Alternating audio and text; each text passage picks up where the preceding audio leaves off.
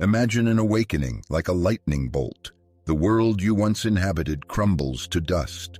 The virtues whispered to you from the cradle, patience, humility, obedience, reveal themselves not as guiding stars, but as the bars of a gilded cage, clipping your wings. A good person, they insisted, patting your back for every swallowed cry, rewarding you with false affection for betraying your very self. And now you stand, lost, unsure how to breathe without their permission, how to simply be without asking for direction. From a young age, you were taught to be convenient, to smile through pain, to hide the raging fire of your soul behind a mask of politeness and rehearsed phrases. You were trained to please, to conform, to be an invisible ghost, yet no one, not once, ever asked, "Are you happy?" They didn't care about the inferno raging within your soul, for a free person is a source of problems, and a thinking one, a threat to their hypocritical spectacle. The morality thrust upon you turned out not to be a virtue, but a sleeping potion. The kindness demanded of you was not a light, but an artificially induced blindness. Ancient sanctuaries offered no salvation. They encoded, transforming sincere aspiration into tormenting guilt, natural strength into an unforgivable sin, and a rebellious spirit into a grave illness. And amidst these ruins, like a clap of thunder, echoed Nietzsche's cry, "God is dead." With it, the false support that held this domesticated humanity in check also collapsed. Look around. Bright, extraordinary individuals languish under the weight of sedatives.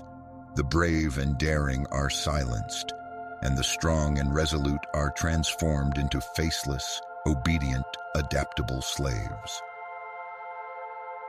We are stuck in the era of the last man, this warm, spineless creature who craves approval more than truth, values likes above lofty goals, and cherishes cozy comfort more than freedom. This is a functional corpse, an obedient boy without a soul. But here it is, the hammer that shatters not out of malice, but for a grand birth. It does not condemn, but awakens. It does not punish, but reveals true essence. It strikes the first blow from within, for before crushing an odious reality, one must break the hypocritical mask. Do you have the courage to hold it in your hands? You were taught to fear emptiness, to turn away when the shadow began to whisper. But emptiness is not your enemy. It is your mirror, and only those who dare to look it in the eye without fear or disgust have the right to know themselves. People recoil from it as if from a plague, dull their feelings with painkillers, collect fragments of empty entertainment, replace living connections with dead relationships, all with a forced smile. But deep down, everyone knows something inside has already died, and they hypocritically call it reality just to avoid admitting their true fear. You see it in their fake, exaggerated smiles, in their bloated bodies they try to fill the gaping void, in the rehearsed phrases they use to silence their own thoughts. Everyone runs from themselves as if from fire, because looking inward means entering a merciless war. A war demanding incredible courage. To kill the former, submissive I, perpetually seeking permission, searching for love where strength is needed. Nietzsche called this the will to power, and you treacherously choke it every time you settle for less than you know you deserve. But this power never disappears. It merely slumbers, locked inside like churning lava beneath the thin skin of civilization. The will to power cannot be taught. It can only be awakened. It is that sacred rage that explodes within you when you can no longer tolerate. It is that furious impulse that makes you dance when the world tries to bring you to your knees. It is the voice that screams into your very heart when you hypocritically smile to fit into someone else's mold. And if you don't hear it, it will rot alive, poisoning you from within. It seeps into the soul like poison, transforming into oppressive anxiety, into a quiet but all-consuming addiction, into rage, thrashing in the cramped cage of powerlessness. For every person broken by life was once a god, bound by chains. The morality of the herd whispered to you, renounce yourself, dissolve into the crowd, and you will be accepted. Decadent religion lured with an illusory paradise, promising reward for blind obedience. But he who lives in barren anticipation of later dies with each passing day. A person striving for self-overcoming makes no deals with the future. He devours it whole with greed and passion.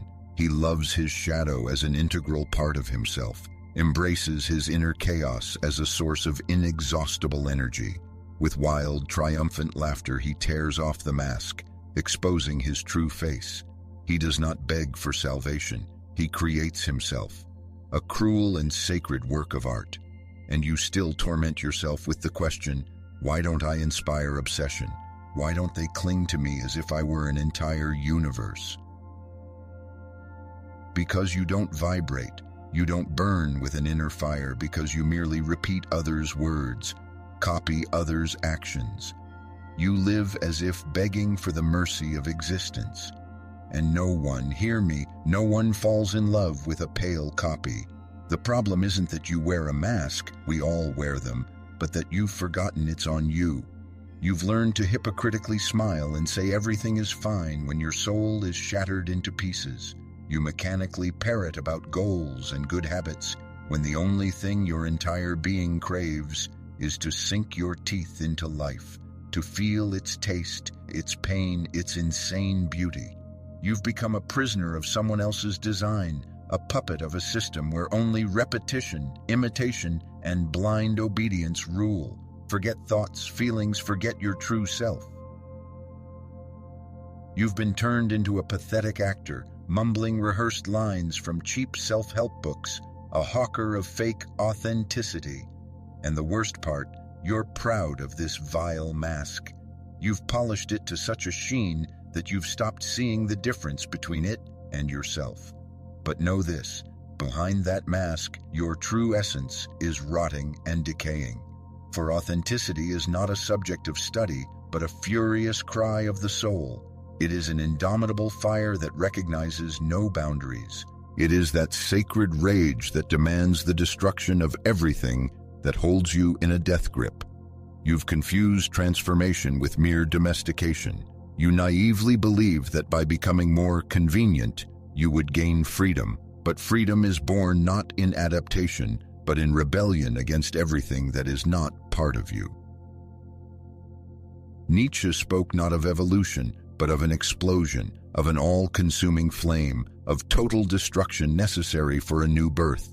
So when will you finally set your life ablaze? Women are not captivated by men who meekly follow rules. Their hearts belong to those who, with daring elegance, break those rules, who do not seek cheap approval, but despise it. To those who need to prove nothing, for their very presence inspires awe and respect. Women lose their minds not over those who have everything, but over those who are masters of themselves, over those who can be alone without fading, who don't dance to their tune but beckon them into their own mesmerizing dance. This dance, this insane revelation, cannot be learned. It is felt on the skin, in every cell. It is the energy of a man who has experienced a symbolic death and returned triumphantly, asking no forgiveness. It is the intoxicating scent of a fire that cannot be described in words. It is the pulse of one who no longer craves love, because he himself has become a universe, an endless expansion.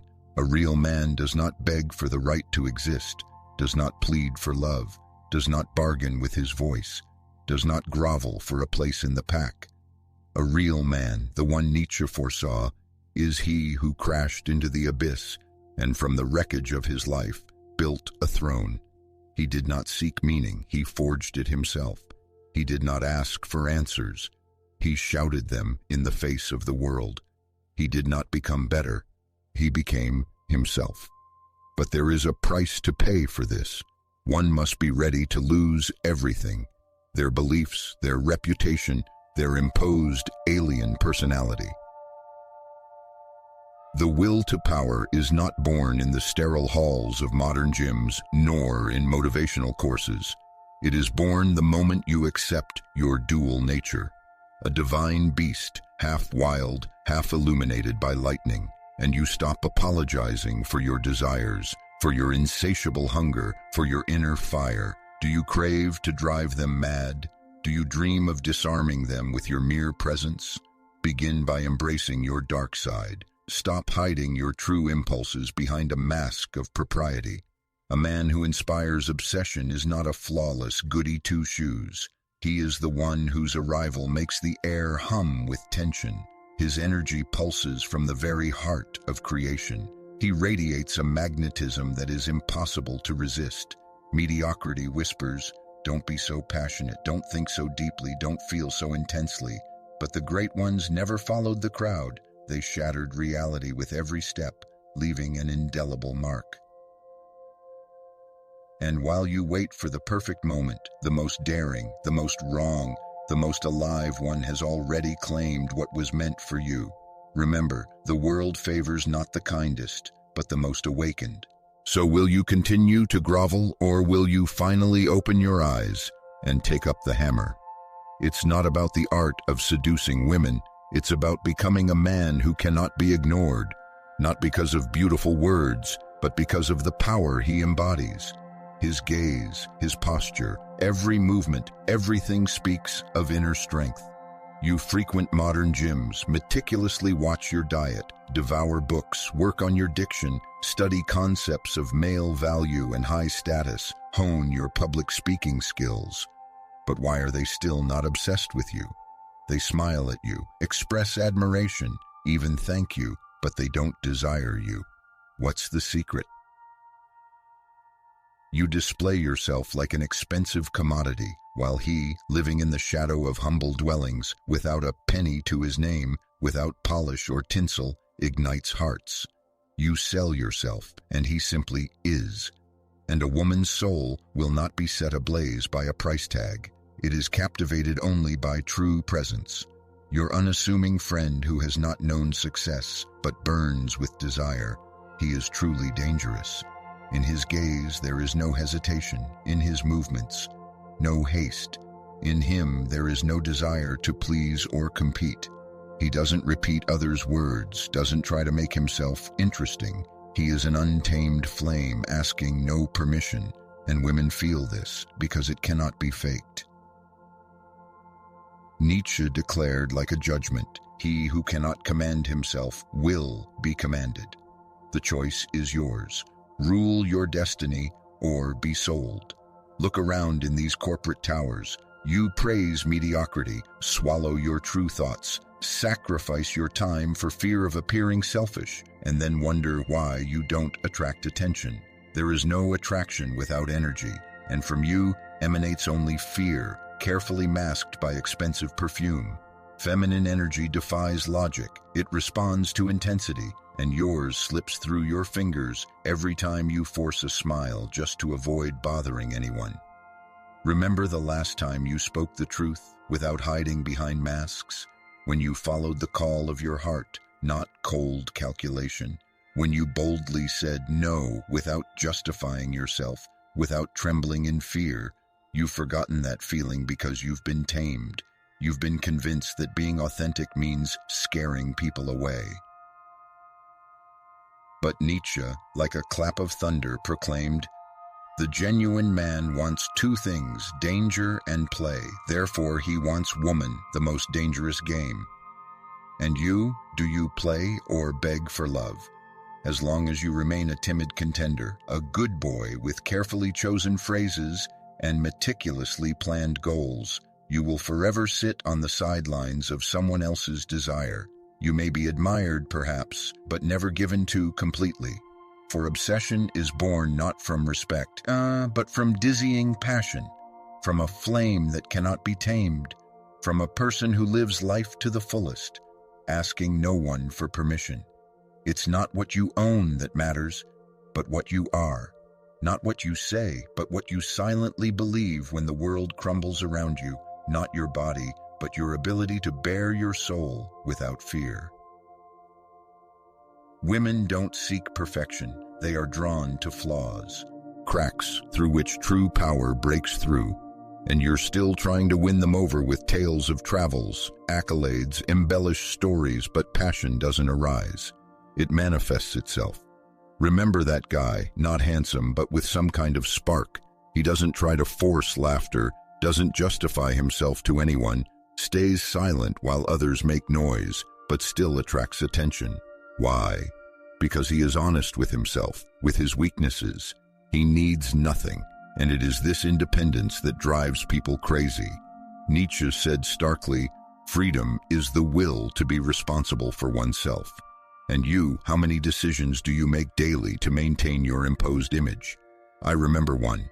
He washed windows at a city intersection.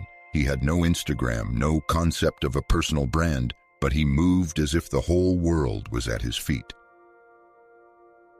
Women laughed with him, flirted. They sought him not for what he had, but for what he didn't need.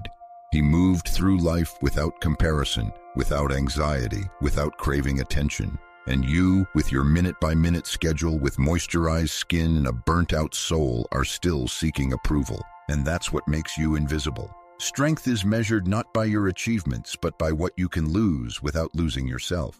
Reputation, connections, status, image, all of it can collapse. Imagine you are alone in those shabby, humble dwellings, deprived of the dopamine injections from screens, and yet you don't go mad. Here he is, the real man, not flawless but unyielding, the one who burns just as brightly in a storm as in silence, the one who can lose everything but his inner core. And here's the secret they keep from you. It's not about the art of seduction. It's about living with such power that your very existence becomes a rebellion against the system, a breach in the matrix, an improvisation, a bold declaration of your right to be, even when the room is empty, even when everyone flees in terror. And those who were seen dancing were thought to be insane by those who could not hear the music, Nietzsche said. The moment arrives when masks are torn off, when falsehood is unbearable. You are tired of choosing words, tired of the successful man image, tired of these pathetic manhood instructions, tired of living to meet someone else's expectations.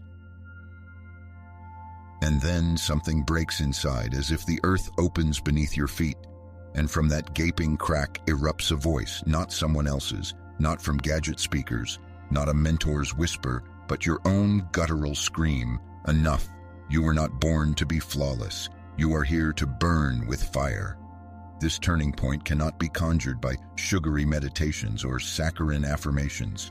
It comes when the lie becomes unbearable, when every cell of your body rebels against the imposed role you've worked so hard to maintain. It is a sacred sickness, an existential nausea, a rage seeking an outlet. It is your soul desperately beating against the walls of the image you created. It is the threshold of beyond the human, not just a beautiful phrase, but a palpable animal breath of freedom. From this moment on, you no longer need to be liked, to meet anyone's expectations, or to justify yourself. You don't seek love because it overflows from within you. You don't participate in the race because you are already a winner. You don't ask for attention because you are embodied presence itself. You have tasted your inner flame and can no longer settle for a dull smolder. It is red in your eyes, in the silence that surrounds you, in every step you take, in how you've stopped seeking approval. It is here, brother, that your allure is born, not in actions, but in the aura you emanate.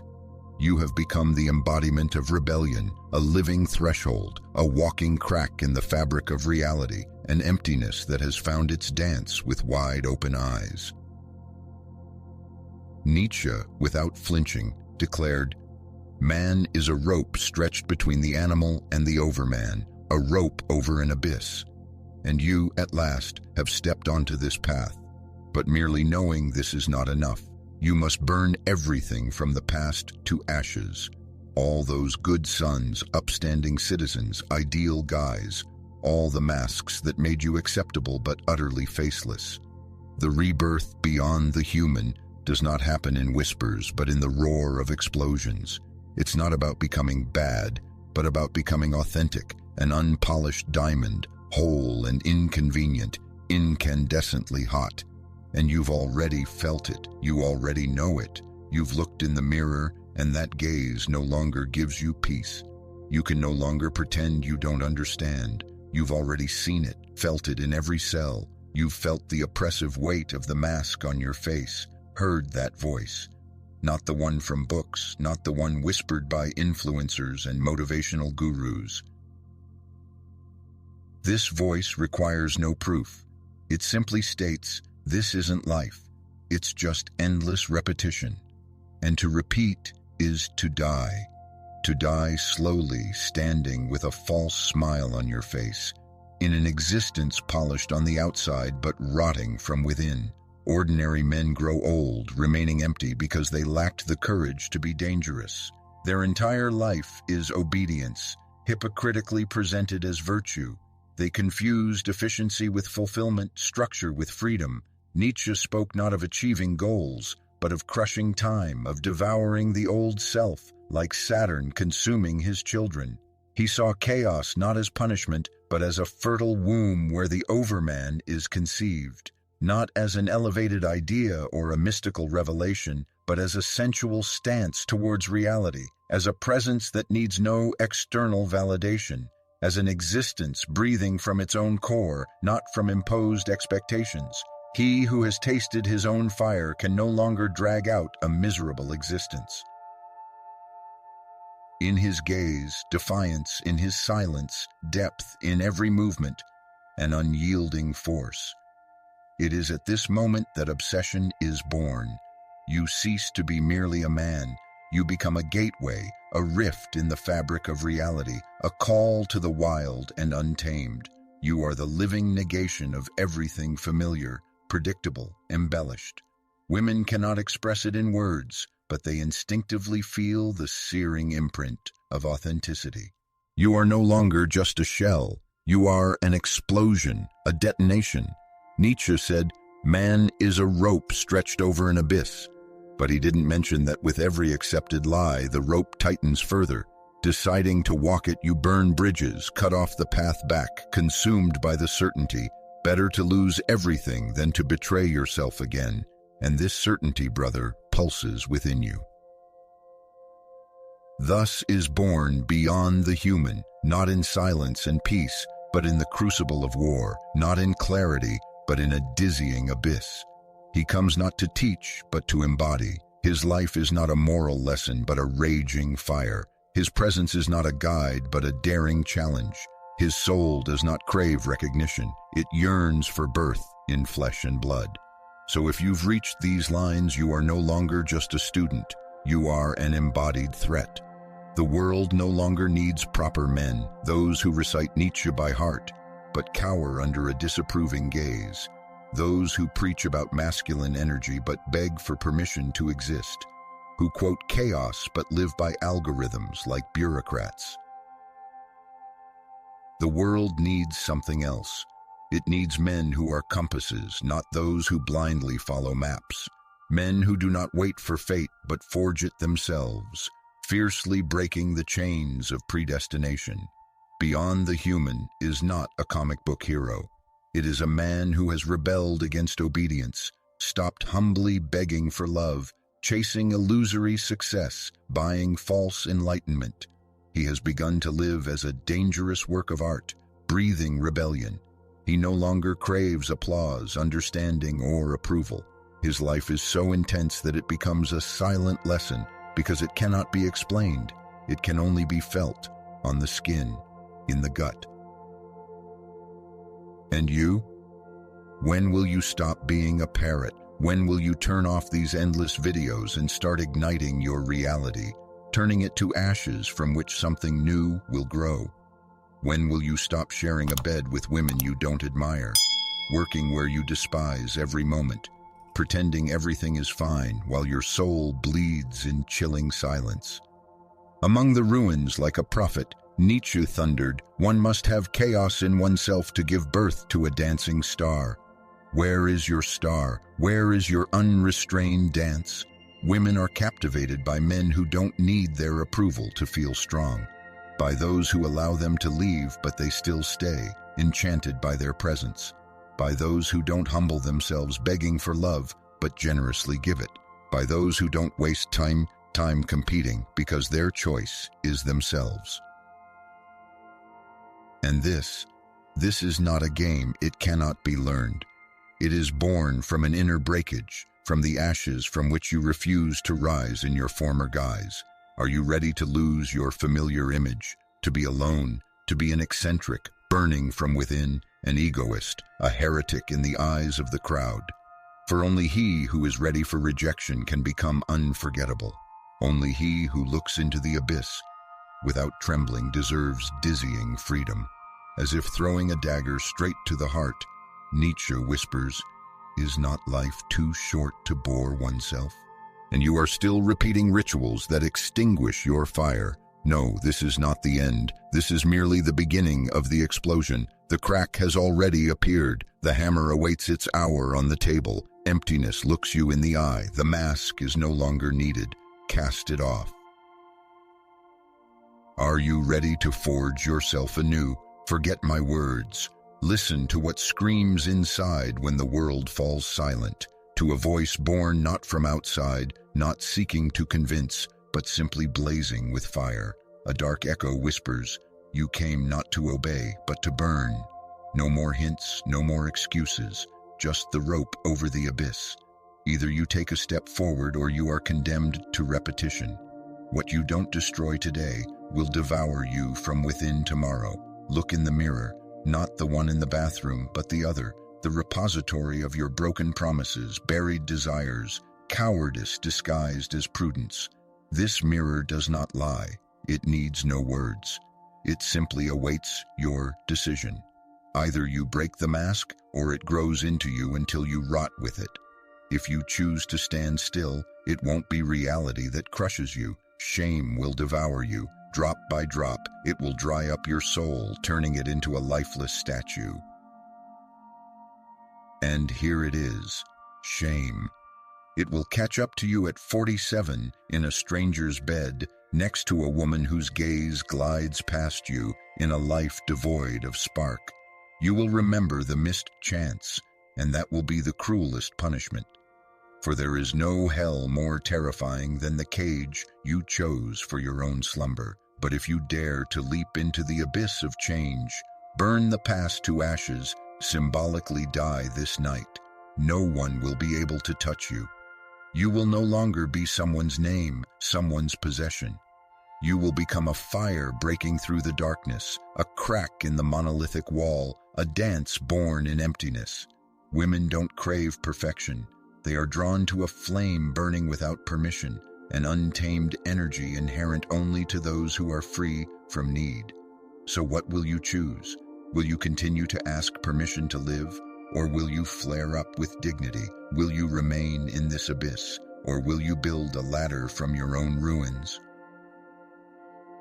This is no longer a game of seduction. It is an act of creation, and the price of refusing to create yourself is becoming a faceless copy.